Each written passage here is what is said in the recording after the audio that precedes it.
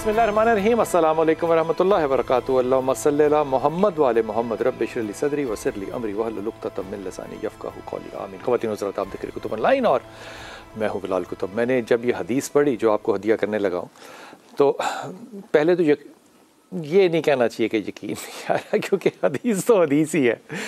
वो सहाबी ने कहीं किसी खातून को, मैं ये अपने अल्फाज में सुना रहा हूँ, मुफ्ती खलीकुर रहमान साहब बैठे हैं, अस्सलाम वालेकुम सर।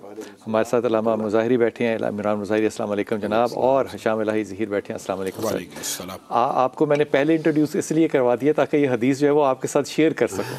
हदीस पे ईमान लाना बिल्कुल उसी तरह ज़रूरी है जैसे कुरान पे।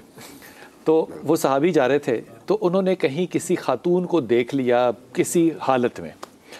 वो क्योंकि उन्होंने देख लिया ना, अब उनकी गलती तो नहीं थी, वो जा रहे थे, तो वो इस पे बड़े शर्मिंदा हो गए कि मेरी नज़र क्यों उठी इसके ऊपर। अब वो जा रहे थे नबी पाक को मिलने के लिए सल्लल्लाहु अलैहि वसल्लम को। अब वो नबी पाक के पास नहीं गए। क्यों नहीं गए? उन्होंने कहा कि मेरी नज़र ने इस खातून को देख लिया। अब मैं कहता हूँ कि खुदा की कसम, आज के दौर में लगता है कि पता नहीं हम कौन सी बात कर रहे हैं, हालांकि हदीस है और हमारे लिए वो इतना ही करीब वक्त होना चाहिए जितने दो चीज़ें जुड़ी हुई होती हैं। अब वो शख्स वहाँ से निकला और वो पहाड़ों पे चला गया, यानी कि पता क्या हुआ, उसका गिल्ट नहीं ख़त्म हो रहा था लावा साहब। उसने कहा मेरी नज़र क्यों उस खातून के ऊपर पड़ गई। वो वहाँ पहाड़ों पे चले गए। रसूल पाक सल्लल्लाहु अलैहि वसल्लम ने कई दिनों के बाद पूछा सहाबी से कि वो कहाँ पर हैं, तो उन्होंने कहा, बताया फिर लोगों ने कि वो वहाँ पर चले गए हैं। तो जब उसको लेने के लिए रसूल पाक सल्लल्लाहु अलैहि वसल्लम ने सहाबा को भेजा कि उसको वापस लेकर, तो उसने कहा क्या अल्लाह मुझे माफ़ कर देगा?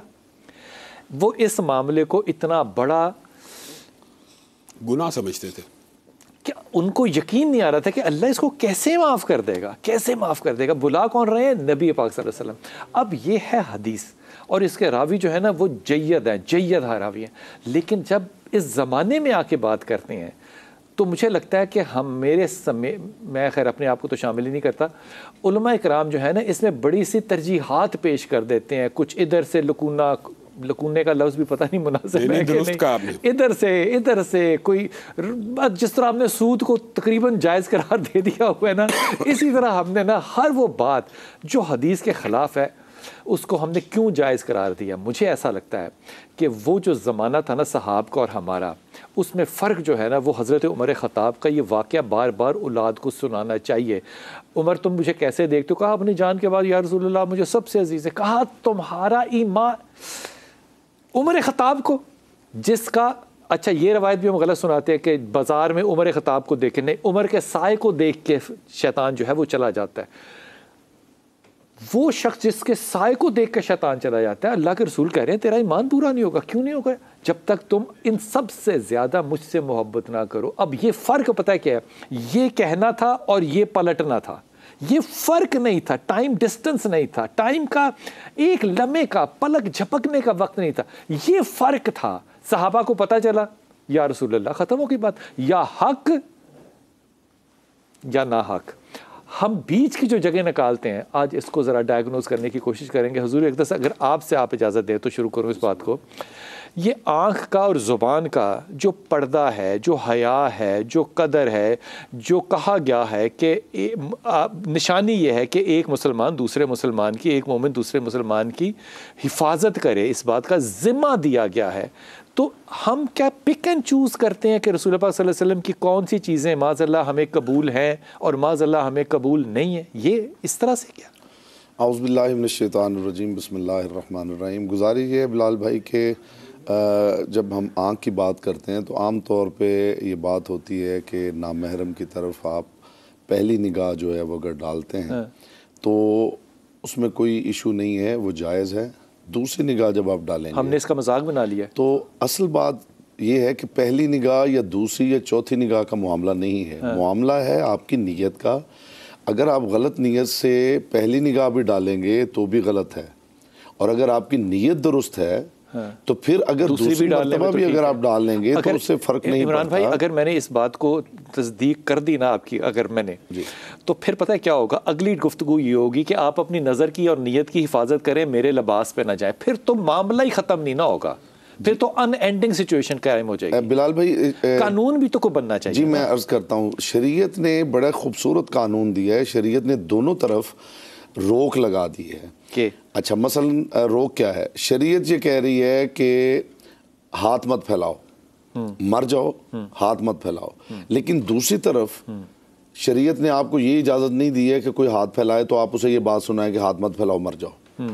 آپ کو شریعت یہ کہہ رہی ہے کہ آپ کے پاس جو ہے اسے دیں ورنہ اسے معافی طلب کر لیں۔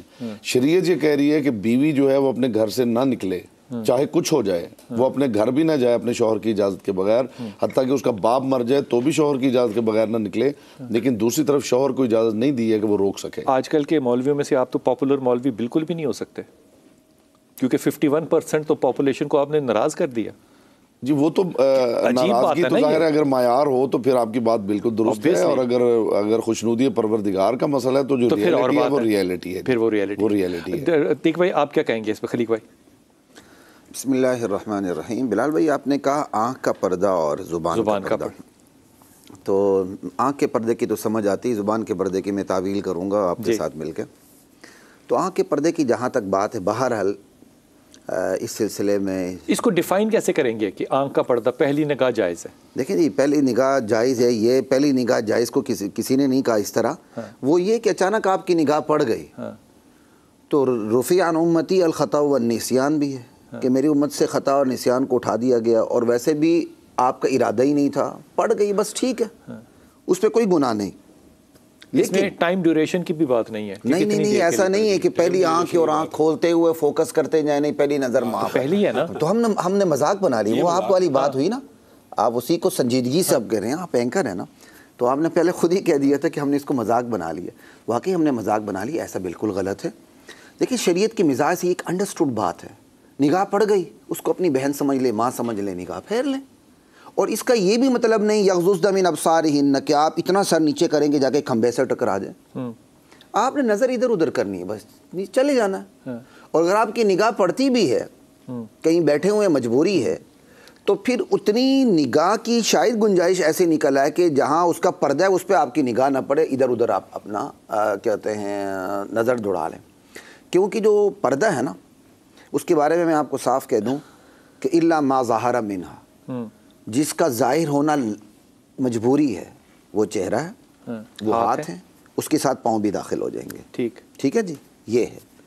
لیکن بعد کے علماء نے کہا کہ چونکہ فتنے کا دور ہے، اچھا چہرہ ہی منبع ہے، تو لہٰذا چہرے کا پردہ بھی ہونا چاہیے، وگرنہ چہرے کے پردے پر اہل علم کا اختلاف، اجتہادی اختلاف موجود ہے۔ ٹھیک ہے، ضروری نہیں ہے کہ متقدمین احناف بھی کہتے تھے کہ چہرے کا پردہ ضروری نہیں، لیکن متاخرین جو احناف ہیں وہ کہتے ہیں دیکھ کے چونکہ علت روکنا ہے برائی سے، لہٰذا یہ علت موجود ہے، لہٰذا چہرے کا پردہ بھی کیا جائے۔ صرف ہمارا پردہ نہیں ہے، دیکھیں نا سامنے والے کا لباس بھی ہونا چاہیے کہ جا کے میری نگاہ چپک نہ جائے ادھر۔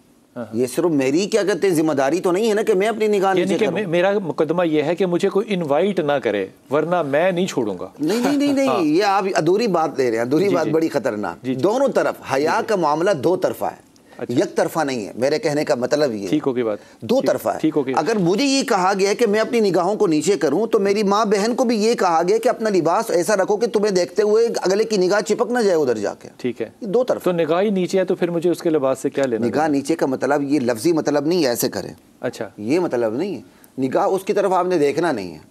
یہ تو علامہ صاحب بڑی عجیب سا معاشرہ نہیں بن جائے گا کہ کوئی کسی کے ساتھ آئی کانٹیکٹ کے بغیر باتیں کر رہا ہے؟ بسم اللہ الرحمن الرحیم۔ بلال بھائی کچھ میں باتیں مفتی صاحب کے حوالے سے بھی کچھ آگے بڑھانا چاہتا ہوں، کچھ باتوں کو سیکنڈ کرتا ہوں اور کچھ باتوں پہ ایک اختلافی نوٹ دیتا ہوں۔ جیسے انہوں نے کہا جو چیز ظاہر ہو جائے اس میں قد و قامت اور حلیہ تو شامل ہے، لیکن چہرے کا انہوں نے کہا قدیم دور سے اختلاف چلا رہا ہے۔ میں صرف اس کی دو دلیلیں دوں گا۔ پہلی بات یہ ہے، رسول اللہ صلی اللہ علیہ وسلم نے فرمایا اگر تم کسی سے نکاح کرنے کا ارادہ کرو تو اس کو دیکھ لو۔ یہاں سے ثابت ہوتا ہے اس کو برہنہ دیکھنے کا حکم نہیں دیا جا رہا، اس کا چہرہ دیکھنے کی ہی اجازت دی جا رہی۔ دوسری قرآن کی آیت، پاؤں اور چہرہ ظاہر کوئی برہنہ دیکھنے کی تو اجازت نہیں نہ دی جا رہی۔ دوسری بات ہے قرآن پاک کی بھی ایک آیت ہے کہ جب عورتیں بوڑھی ہو جائے تو یضعن ثیابہن، ان کو اجازت ہے اپنے کپڑے اتار دیں۔ تو کیا معاذ اللہ جسم کے کپڑے اتارنے کی بات ہے کہ چہرے کے؟ ہاں چہرے کے بات۔ تو ایک بات تو یہ ہے کہ چہرہ ہی، جیسے انہوں نے کہہ دیا کہ بعد کے لوگوں نے کہا چہرہ مرکز نگاہ ہے، مرکز حسن ہے، اس لیے چہرے کا پردہ بھی ہونا چاہیے۔ تو بنیادی طور پہ معاشرے کے اندر یہ ابلاغ بڑا ضروری ہے کہ چہرے کا حجاب ہو جائے۔ اور اب یہ دیکھیں بلال بھائی، وہ جو سارے آرگومنٹ سے آپ بتائیں کہ جی نقاب کے ساتھ عورت کیسے کام کرے گی، جی یہ ہو جائے گا. 3 سال ہو گیا ماسک نہیں اتر رہا، کام ہو رہا کہ نہیں ہو رہا؟ مجھے بتائیں. نہیں تو کسی ایک نے اعتراض کیا، یعنی میڈیکل ریزن کی وجہ سے عورتیں چہرے پہ ماسک سجا سکتی ہیں، اللہ کے حکم کی وجہ سے نہیں سجائیں. اللہ کا حکم واضح نہیں نا، یدنین علیہن من جلابیبہن. میں یہی کہہ رہا ہوں انہوں نے تو اختلاف کچھ بیان کیا کہ کچھ علماء نے اس کی گنجائش دی ہے کہ یہ ظاہر ہونے والی چیزوں میں سے ہے، لیکن احادیث اور قرآن کی. علامہ صاحب میرا سوال یہ ہے کہ اگر لوگ 2 آنکھوں میں آنکھیں ڈال کے بات ہی نہیں کر سکتے تو معاشرے کی تشکیل کیسی ہے؟ آئی کنٹیکٹ سب عورت کے ساتھ ضروری نہیں ہے کہ آئی کنٹیکٹ کے ساتھ ہی بات ہو. اور دوسری بات ہے اگر کسی صورت میں ہو آنکھ کے ساتھ آنکھ کا اگر ٹکرا بھی جائے تو دوسری بات یہ ہے. ایک بات میں مظاہری صاحب کی یہ بھی کہوں گا کہ بنیادی طور پہ یہ حکم نیت کے اوپر نہیں ڈیپینڈ کرتا. کچھ احکام واضح ہیں. اگر ایک عورت بے لباس یعنی فحش لباس میں ہے، آپ کے میری نیت ٹھیک ہے، میں اس کو دیکھتا جا رہا ہوں، آپ کو اس چیز کی اجازت نہیں ملے گی. بلکہ میں تو یہ کہتا ہوں کہ پوری دنیا کے مرد اندھے ہو جائیں نا، پوری دنیا کے مرد، تو عورتوں کو پھر بھی پردے ہی کا حکم ہے. مرد کا فحش لباس کیا ہوگا؟ مرد کا فحش لباس جو اس کے سطر کو ظاہر کر دے، اسی طرح عورت کا بھی سطر کو ظاہر کرنا ہی فحش ہے. تو اس سارے جب بھی ہم کہتے ہیں فحش لباس تو وہ خاتون کا کیوں ہے؟ مرد فحش لباس پہنتا ہے، پہن سکتا ہے. چست پتلون ہو، ایسی پتلون ہو جس کے دھوتی باقاعدہ سطر کو ڈھانپتی ہے، اور شرعی طور پہ پورا سطر وہی ہے. نہیں ڈھانپتی ہے، ایسا ہی ہے نا. میں تو کہتا ہوں فحش لباس کس کو؟ مرد کا فحش لباس کیا ہوگا؟ جس کے اندر مرد کے بھی جسم کے خد و خال نمایاں ہوں. یہ نہیں ہونا چاہیے. دھوتی پہنی ہے میں کہتا ہوں ہر وہ ظاہر ہو رہے ہیں نا، یہاں تک اس نے دھوتی پہنی ہوئی ہے. بلال بھائی دھوتی تو بڑا لمبا، اس کو کبھی فحش نہیں کہتے. کھلا بڑا لمبا چھوڑا لباس ہوتا ہے، ساتر ہوتا ہے. دھوتی تو بڑی ساتر ہوتی ہے. دھوتی یہاں سے یہاں تک ہے نا، تو سطر بھی یہاں تک نا. مرد ناف سے اوپر تو نہیں ہے نا. ہاں ناف سے اوپر تو مرد کو ویسے ہی اجازت ہے. یعنی مرد کے اندر وہ آپ. دوسری بات یہ بھی میں بتانا چاہتا ہوں کہ جیسے مفتی صاحب نے اشارہ کیا نا، یہ صرف کل للمؤمنین کے حکم نہیں ہے، کل للمؤمنات بھی ہے. اب وہ اندھا جو نبی کریم صلی اللہ علیہ وسلم کے گھر آیا تھا تو رسول اللہ نے اما عائشہ کو کیا کہا تھا؟ پردہ کر. اب وہ اندھا ہے تو اما عائشہ کو یہ کہتے ہیں کہ یہ مطلب نہیں ہے، آپ تو اس کو دیکھ رہی ہیں نا. یہ ہم نے خواتین کے لیے ایک بڑا عجیب سا ماحول بنایا ہوا پاکستان کے اندر کہ خواتین چاہے دیکھتی رہیں، اس میں کوئی عیب نہیں ہے. خواتین کو گھر میں ڈرامے دیکھنے تک کی بھی اجازت ہوتی ہے، ہر چیز وہ ان کے لیے جائز ہے. مردوں کے اوپر زیادہ پابندی ہے، لیکن ہم تو یہ کہتے ہیں یہ دونوں کے لیے اجازت نہیں ہونی. نہیں بالکل نہیں. ڈرا کر لیں. میں کہتا ہوں غیر محرم کو دیکھنا. مجھے ایک بات بتائیں، خبریں سننے کی. میں آپ کو ایک حدیث سے ہی بیان کرتا ہوں. رسول اللہ صلی اللہ علیہ وسلم نے فرمایا کوئی بندہ آپ کے گھر میں جھانک رہا ہے، کوئی بندہ آپ کے گھر میں آپ بتائیں اس کی آنکھ پھوڑنے کا حکم ہے. ٹھیک ہوگی بات. اس کا مطلب ہے میں نے مان لی بات. میں کب کہہ رہا ہوں کہ ایسا نہیں ہے. حضور اقدس یہ بتائیے کہ اگر علامہ صاحب ٹھیک کہہ رہے ہیں، جو کہ یقیناً وہ ٹھیک کہہ رہے ہوں گے، تو پھر تو خبریں بھی نہیں سننی چاہیے خواتین کو. آدمی پڑھ رہا ہوگا ڈرامہ تو چھوڑ دیں. میں شاید بات واضح نہیں کر سکا یا محترم نے اسے جو ہے وہ تھوڑا مزید اسے وہ نہیں. ویسے بھی اختلاف رائے میں حرج نہیں ہوتا. ہاں حرج نہیں ہے اس میں. بات جو میں کر رہا تھا اصل میں جو مرد کا لباس ہے، مرد کا جو حجاب ہے اور عورت کا جو حجاب ہے، اس میں ایک بڑی اہم بات ہے جو مد نظر رکھنا ضروری ہے. حجاب اور سطر میں فرق ہے. نہیں حجاب جو ہے وہ حجاب ہی سطر کو ڈھانپنے کے لیے ہوتا ہے. لفظ سطر جو ہے وہ ڈھانپنا ہی ہے نا جی. اور حجاب بھی ہے یعنی کہ کوئی چیز پردے کے پیچھے ہے، وہ چیز جو کسی چیز کو ڈھانپ لیتے تو وہی چیز ہے. اصل معاملہ یہ ہے کہ مرد کا جو لباس ہے یا مرد کا جو پردہ ہے یا سطر ہے اور عورت کا، اس میں ڈفرینس کیوں ہے؟ مرد کا پردہ یہ ہے کہ ناف سے یہاں تک گھٹنوں تک وہ کورڈ ہو تو وہ اس کے لیے جو واجب سطر ہے وہ یہ ہے. عورت کا جو ہے اس میں وہ نماز پڑھ سکتا ہے، اس میں وہ نماز پڑھ سکتا ہے. وہ اگر مجبوری جان بوجھ کے نہیں کہ وہ اس کے پاس لباس ہو اور یوں پہن لے. جو واجب حجاب ہے اس کا یہ ہے. اس بات کو واضح کریں، اگر اس کا سطر ڈھکا ہوا ہے تو کیا وہ نماز پڑھ سکتا ہے؟ جی بلال بھائی نماز کے احکامات کچھ فرق ہوتے ہیں. سطر ڈھکا تو وضو کرنا ضروری ہے کہ نہیں؟ فرض ادا ہو جائے گا، اس کے آداب مستحبات رہ جائیں گے، کراہت آ جائے گی. میرا خیال ہے مطلب کندھے ڈھانپنا ضروری ہے نا. مجھے اگر اس پہ بات کر لینے دی جائے تو میں اپنا موقف پیش کروں. جو واجب حجاب ہے جب وہ مکمل ہے تو ظاہر ہے نماز ہو جائے گی، لیکن اگر آپ کے پاس لباس ہے اور آپ جان بوجھ کے وہ پہن کے پڑھیں گے تو وہ مناسب نہیں ہے. دوسری بات اجازت ہونا اور مناسب ہونا دو الگ الگ باتیں. جی میں جو اصل بات کرنا چاہ رہا ہوں جی، میں وہ جو پوائنٹ ہے جس کی طرف میں وہ لانا چاہ رہا ہوں حجاب کے حوالے سے، جو مرد کا پردہ ہے جو عورت کا پردہ ہے، اس میں اب مغرب سے ایک سوال آیا ہے عورتوں کے پاس کہ جی مرد جو ہے وہ شرٹ اتار کے پھر رہا اور ناف تک کورڈ ہو اور ہمیں کہا جا رہا ہے کہ جی یہ بھی ڈھانپ لیں تو وہ بھی ڈھانپ لیں، تو عورت کا پردہ زیادہ کیوں ہے؟ تو گزارش یہ ہے کہ مرد کا پردہ مرد کی نفسیات کو مد نظر رکھ کے نہیں طے کیا گیا، مرد کا پردہ عورت کی نفسیات کے مطابق ہے، عورت کا پردہ مرد کی نفسیات کے مطابق ہے۔ یقین کریں بڑی خطرناک بات ہے، درست ہے یہ بات، ریالٹی یہ ہے۔ عورت کی نفسیات میں مرد کا پردہ صرف یہاں سے شروع ہونا چاہیے، اور میں یہ کہوں گا ایسا نہیں ہے۔ سنیے سر، میری بات کمپلیٹ ہو جائے۔ مرد کا جو پردہ ہے وہ عورت کی نفسیات کو مد نظر رکھ کے اسے طے کیا گیا ہے، اور عورت کا پردہ احکامات کو نفسیات سے نہ جوڑے۔ سر ایک مکمل کر لوں نا جی، بات مکمل کر لوں۔ یہ جو عورت کا زیادہ پردہ ہے یہ مرد کے لالچ پہ دلیل ہے، اور مرد کا کم پردہ عورت کی معصومیت پہ دلیل ہے۔ عورت کے کنسرنز مختلف ہیں، مرد کے کنسرنز مختلف ہیں۔ گھر میں چھوٹا بچہ جو ہے اگر وہ لڑکا ہے تو وہ لنگ دڑنگ کر رہا، جی یہ فیصلہ مرد نے کرنا ہے، نہیں مرد کا فیصلہ تو پروردگار کے، لیکن نفسیات میں نفسیات اس میں شامل ہے نا جی، وہ نفسیات کا بھی خالق ہے۔ جب آپ نفسیات کہتے ہیں نا تو یہاں سے اللہ کو نہیں دیکھتے کہ وہ اللہ نفسیات دانا ہے، یہاں پہ آپ دیکھیں گے فرائڈ کو، میں یہ کہنا چاہ رہا ہوں، میں سر اس کی بات نہیں کر رہا، عورت کے لیے کیا ہے، مرد کے لیے بات نہیں کر رہا۔ آپ دیکھ لیں گھر کے اندر ایک چھوٹا بچہ جو ہے، ایک میل بیبی جو ہے وہ بغیر کپڑوں کے پھر رہا ہوتا ہے، کسی کو کوئی ایشو نہیں ہے، لیکن فیمیل بیبی جو ہے اس کے لیے معاملات مختلف ہیں۔ اس کی ریزن کیا ہے؟ اس کی کیا ریزن ہے؟ اس کی ریزن یہی ہے، وہ پروردگار انسانوں کا خالق ہے، ان کی نفسیات کا بھی خالق ہے، اور شریعت کے احکام فطرت کے عین مطابق ہیں۔ ایسا نہیں ہے کہ مطلب ایک فیمیل جو ہے اس کے لیے اس کا جو لیول آف اٹریکشن ہے اور جو میل ہے اس کا لیول آف اٹریکشن جو ہے اس کو مد نظر رکھ کے ہی پردہ ترتیب کیا ہے۔ عمران صاحب مجھے ایمانداری سے آپ نے بتانا، آپ کو لگتا ہے کہ ہمارے علماء کرام کو نفسیات کی زبان میں جانا چاہیے ان معاملات کو ڈسکس کرتے ہوئے؟ میں سمجھتا ہوں اگر کوئی نہیں جا رہا تو مشکل ہے کہ وہ صف میں کھڑا ہو سکے۔ کہیں پہ تطبیق ہو سکتی ہے نفسیات کی، اس میں ایسی کوئی بات نہیں۔ نفسیات کئی جگہ نہیں بھی ہوتی، جو آپ بات کر رہے ہیں وہ بھی درست ہے کہ جس طرح اگر بالکل ہر چیز کی علت معلوم نہیں ہوتی، کئی چیز صرف ماننی پڑتی ہے۔ مسا پاؤں کے اوپر کیوں کرنا ہے؟ پاؤں تو جرابیں تو نیچے سے خراب ہو رہی ہیں، مسا اوپر سے کرنا ہے، یہ علت نہیں معلوم، یہاں پہ حکم کی تابع داری ہے۔ لیکن جہاں پہ علت کچھ معلوم ہو جائے وہاں پہ نفسیات بندہ ڈرائیو کر سکتا جو ہے وہ فرائڈ ڈیسائیڈ کرے گا یا مفتی ڈیسائیڈ کرے گا؟ مجھے ایک بات کا لا آف اٹریکشن بھی بہرحال اللہ تعالیٰ نے اس کے بھی احکامات نازل کر دیے نا کہ عورت کا ہی سطر یہ ہے، مرد کا سطر یہ۔ اچھا جو بنیادی، ہاں یہ مفتی صاحب بات کریں۔ میں تھوڑی سی بات اس میں کرنا چاہوں گا، آپ کی بات بھی درست، ان کی بات بھی درست، تھوڑا سا مجھے پل کا کردار ادا کرنے دے، تھوڑا سا انڈوز کرتے ہوئے دونوں طرف سے انڈوز کروں گا۔ آپ کی بات 110% درست ہے کہ آرڈر از آرڈر، یہی بات ہی ختم ہو گئی۔ یہ تو بالکل یہ علتیں، یہ حکمتیں، یہ وزڈم، یہ بات کی باتیں، یہ بات درست ہے، آرڈر از آرڈر۔ اس کے بعد جو نفسیاتی علتیں حکمتیں ہم پیش کرتے ہیں نا، ہم اگر وہ انسانی ہے، اس کے اندر ادھورا پن ہوتا ہے جس کا احساس آپ کو ہو رہا تھا بات کرتے ہوئے۔ اگر میں اس میں تھوڑا سا اضافہ کر دوں تو ادھورا پن اور کم ہو جائے گا۔ جیسے علامہ صاحب نے کہا کہ مرد کا پردہ عورت کو دیکھتے ہوئے، عورت کا پردہ مرد کو دیکھتے ہوئے، اس میں ایک اور اضافہ کر دیتا ہوں، وہ یہ مرد کا جو کام ہے وہ گھر سے باہر کا ہے، عورت کا کام گھر کے اندر کا ہے۔ عورت کو پہلی حکم ہے وقرن فی بیوتکن، گھر کے اندر ٹکی رہو، تمہارا باہر کا کیا کام ہے؟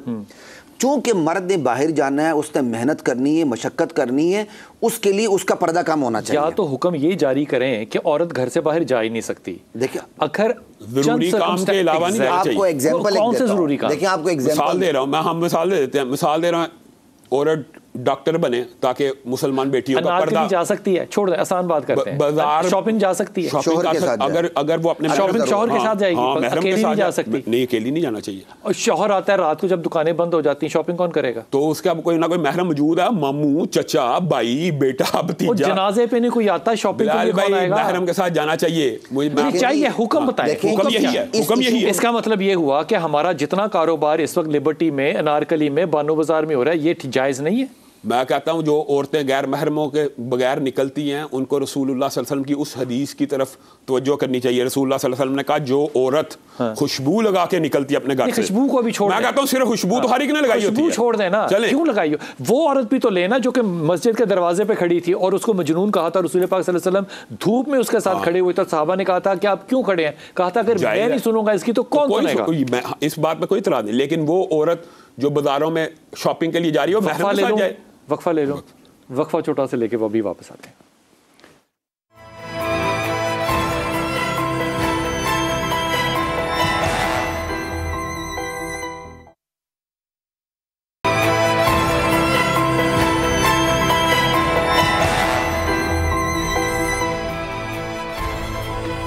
بسم اللہ الرحمن الرحیم. عمران بھائی آپ کے کو ہدیہ یہ کر رہا ہوں, یہی میرا سوال ہے. رسول پاک صلی اللہ علیہ وسلم بیٹھے تھے اور صحابی اور حضرت انس تھے میرے خیال میں, حضرت معاذ تھے.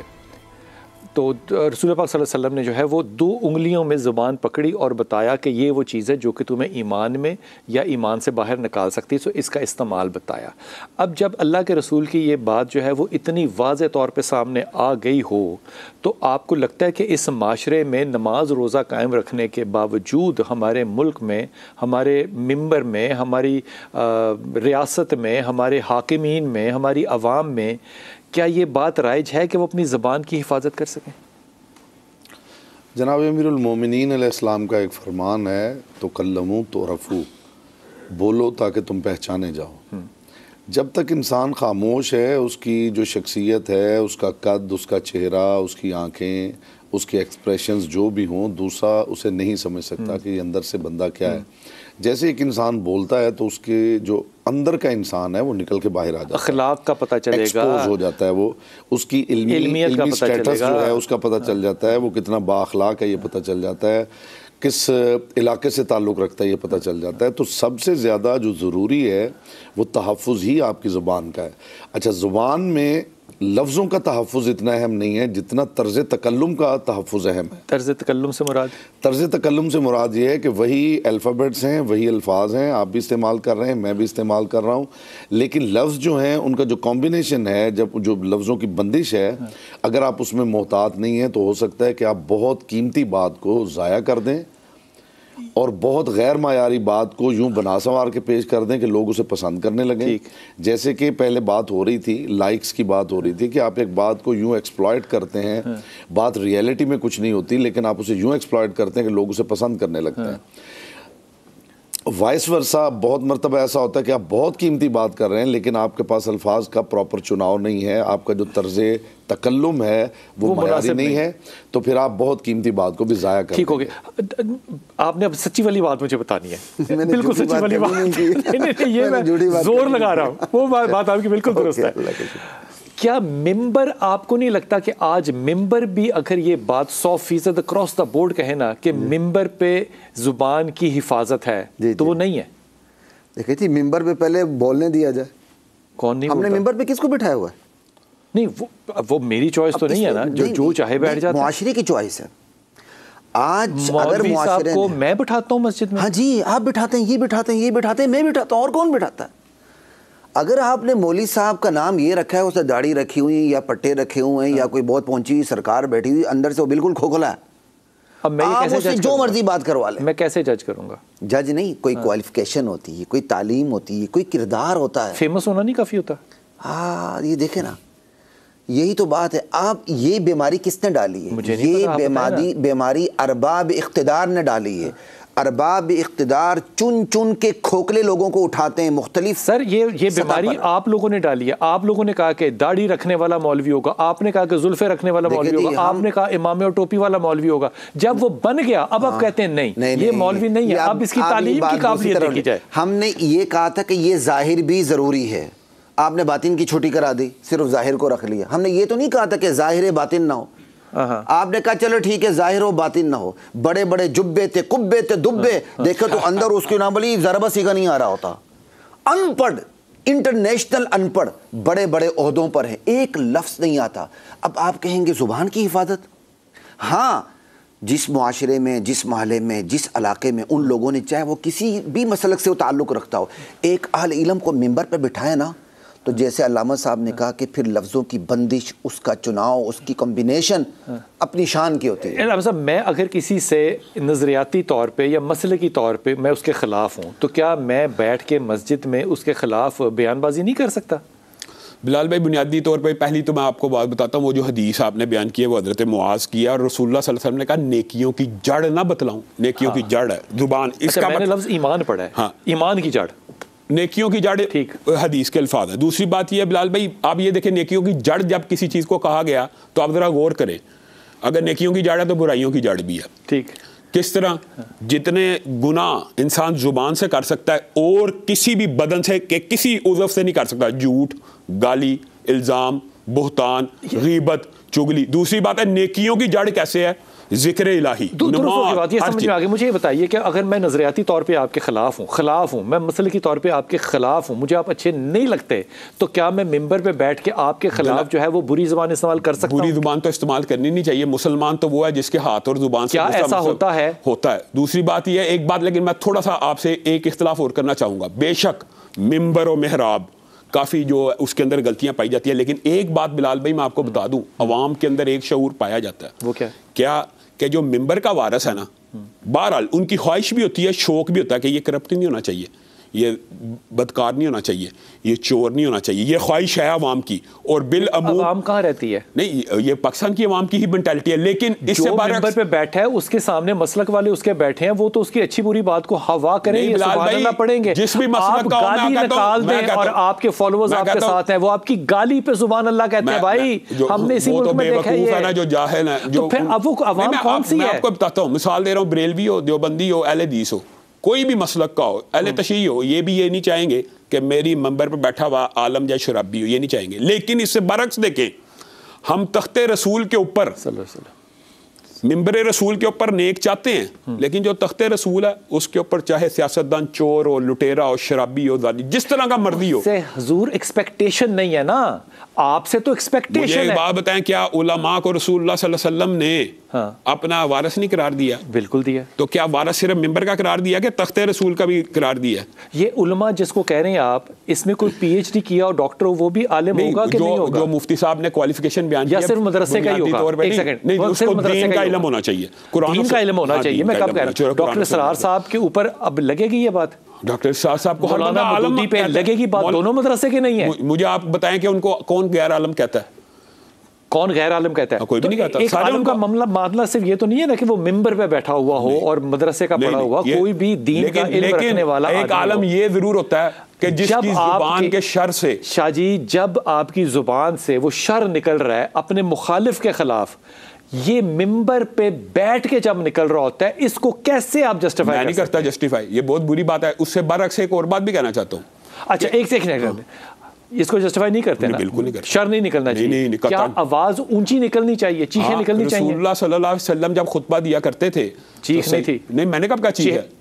میں نے کہا رسول اللہ صلی اللہ علیہ وسلم جب خطبہ دیا کرتے تھے، صحیح حدیث ہے کہ رسول اللہ صلی اللہ علیہ وسلم کے بارے میں صحابہ نے کہا آپ کی رگیں، جرنیل آواز، نہیں یہ سنیں، رگیں پھول جاتی تھی اور چہرہ لال سرخ ہو جاتا تھا، اور ہمیں جہنم سے ایسے ڈراتے تھے کہ ہمیں لگتا تھا جہنم سر کے اوپر آ گئی ہے یا قیامت کے آثار سر کے اوپر آ گئی. لیکن ایکو لگا کے، ریورب لگا کے مائک کے اوپر بات کرنا، بلال بھائی میں تو ویسے ہی ساؤنڈ ایفیکٹس کے خلاف ہوں. جو گفتگو انسان نیچرل کر سکتا ہے، اور یہ رسول اللہ صلی اللہ علیہ وسلم نے فرمایا کہ بیان کے اندر کئی مرتبہ جادو ہوتا ہے. ایک بات میں اور آپ کو کہنا چاہتا ہوں، شاید بات اس تناظر میں بھی سمجھ آ جائے. ایک بندہ جو کہتا ہو کہ میں زبان جو ہے اس کے زبان کے شر سے بچیں، اور اس کی زبان کے شر سے اگر رسول اللہ کی شاگردی نہ بچیں، اس کو روکنا ٹوکنا نہیں چاہیے.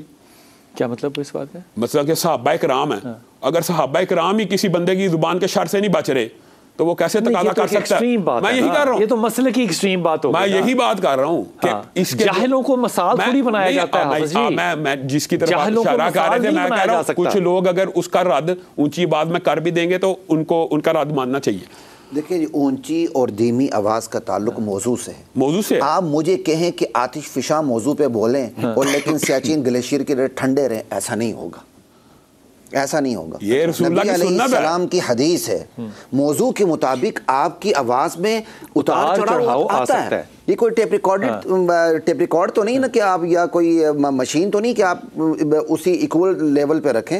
نبی علیہ السلام کے بارے میں صحابہ کہتے ہیں بسا اوقات آپ کی آواز اتنی اونچی ہو جاتی تھی حتی اسمع العواتق فی الخدور، یہاں تک کہ گھروں میں بیٹھی ہوئی پردہ نشین عورتیں آپ کی بات کو سن لیتی تھی. ایک صحابی نے گھر بیٹھے سنا نہیں، عورت نے گھر بیٹھے سنا. مسجد نبوی کے احاطے میں تو صحابہ کے گھر تھے. ہاں دیکھیں جی، وہاں سپیکر نہیں تھا. بلال بھائی یہ ہے، بلال بھائی اونچی آواز ایک واضح حکم ہے، مجھے سمجھ میں نہیں آ رہی بات جس طرف جا رہی ہے کہ اگر میری آواز اونچی ہوتی ہے تو میرے پاس یہ جسٹیفیکیشن ہے کہ فلاں نے میرے مسلک کے خلاف بات کی اس لیے مجھے یہ نہیں، یہ جسٹیفیکیشن نہیں ہے. اگر کوئی بندہ توہین کرے پھر جسٹیفیکیشن ہے. قرآن یہ کہہ رہا ہے کہ ادعو الی سبیل ربک بالحکمت والموعظۃ الحسنۃ، حکمت سے بات کرو، وجادلھم باللتی ہی احسن.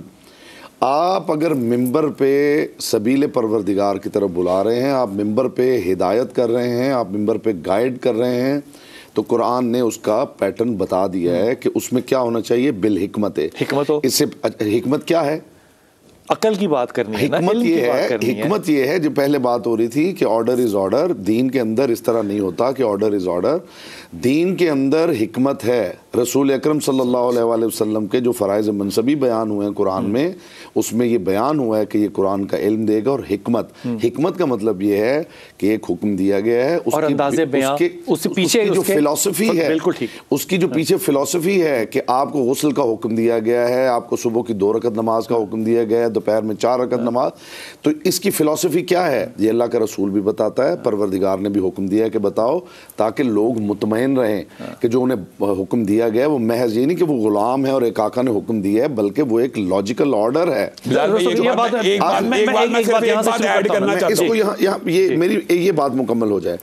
جادلہم باللتی ہے احسن، جو جدال ہے اس میں صرف حسن نہ ہو، سپرلیٹو ڈگری احسن، وہ احسن ہو، یعنی اس سے بہتر حسن ممکن ہی نہ ہو.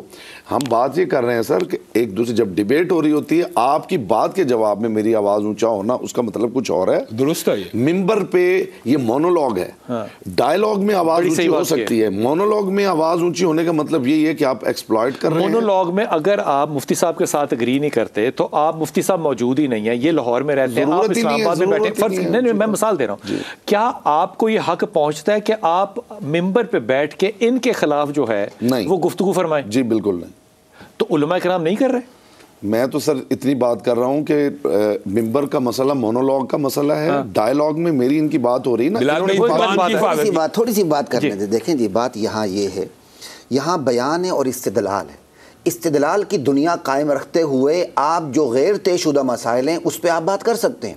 جو طے شدہ مسائل ہیں اس کو نہ چھیڑیں. کیوں نہ چھیڑیں؟ دیکھیں ایک طے شدہ بات، اجماع امت کو تو چھیڑنا، اگر اجماع امت کو چھیڑنا شروع کر کیسے کریں گے؟ نہیں اجماع امت کے خلاف نہیں ہو سکتی. علامہ صاحب نے بھی ایک بات کہی تھی کہ صحابہ کی شاگردوں کو اگر برا کہا جائے تو اس کے جواب میں تو پھر آواز اٹھے گی. اب جو اللہ کے نبی، میرا یہ خیال ہے مفتی صاحب کہ علامہ صاحب نے جو بات کہی ہے یہ بالکل غیر ضروری تھی، کیونکہ یہ بات معاشرے میں نہیں ہے. نہیں شر پھیلا رہے ہیں. شر کو کیوں آپ ایکسپلائٹ کرنا چاہتے ہیں؟ معاشرے میں ہے اس کو تسلیم کریں. بھائی اس معاشرے میں زنا بھی ہے، اس معاشرے میں شراب بھی ہے، اس معاشرے میں برائیاں ہیں، لیکن وہ ممبر کا موضوع نہیں ہے. کیوں اس چیز کو اٹھاتے ہیں جو گناہ ہے؟ بات کریں. دیکھیں نا، تھوڑی سی بات، میرے اتنی سی بات تھی، آپ طے شدہ مسائل کو نہ چھیڑیں اور استدلال کی دنیا پہ قائم رہیں. فروعی مسائل میں جو استدلال کی دنیا میں قائم رہتے ہوئے اس اختلاف رائے کریں تو یہ مذموم نہیں بلکہ محمود بات ہے، اچھی بات ہے، کوئی فرق نہیں پڑتا. میں ایک سوال پوچھنا چاہتا ہوں جی کہ یہ 3 دفعہ یہ بات ہوئی ہے کہ اگر صحابہ کے شاگردوں کے بارے میں کوئی ایسی بات ہوتی، نبی کریم کے شاگردوں کے بارے میں، صلی اللہ علیہ وآلہ وسلم کے شاگردوں کے بارے میں کوئی ایسی بات ہوگی تو پھر اس طرح جو میں یہ پوچھنا چاہ رہا ہوں کہ ممبر پہ مطلب کیا یہی واحد ریزن ہے کیا آواز اونچی کرنے کا؟ آواز اونچی کرنے کی واحد یہ وجوہات میں سے ایک وجہ